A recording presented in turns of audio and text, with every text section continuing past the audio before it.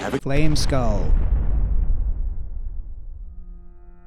Welcome back to Heroes and Whiskey. We are 3D printing our way through the D&D 5e Monster Manual, and today we are printing monster number 88, the Flameskull. So if this episode looks a little familiar, it's because many episodes ago we tackled the Demolich, and in the absence of an available Demolich model, we opted to print this Flameskull from Loot Studios. Of course, the problem being that eventually we would get to the Flameskull in the manual, and rather than reuse that same file, which you could certainly do, I wanted to find something else. And there are a couple of cool ones out on my mini factory. I really like this one from Nafaret. We've never looked at anything of theirs before. They actually have 4 different types of skulls here, which I really like, although it's not quite clear how big they are. I don't think that this one was available when we printed the Demolich. There's this one from Cast and Play, and I think this would have made a really good Demolich, honestly.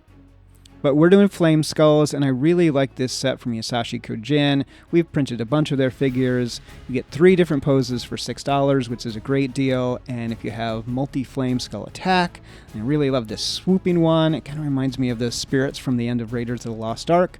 So let's get these printed up.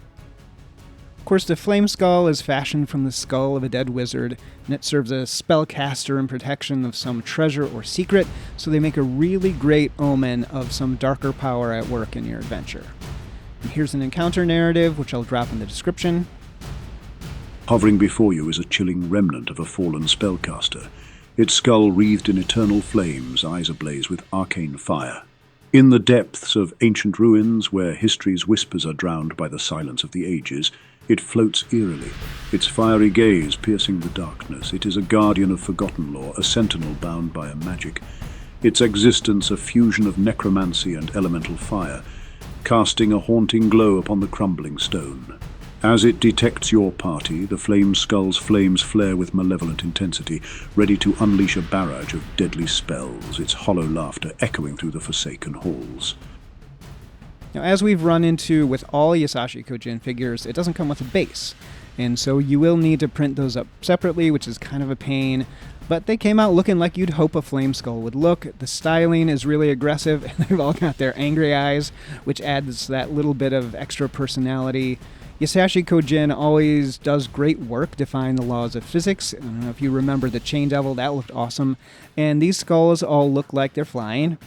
It's a small figure, but it's handled about as well as you can, and as is par for the course for Yasashii Kyojin, the printing was flawless. In terms of size, it is what you would expect. I put it on a medium base because that's all I had, but it should really be on a small or tiny base. It's maybe even a tad too big, as you can see the skull is just slightly bigger than Johnny's. In terms of resources, it is just $6, which is a great deal.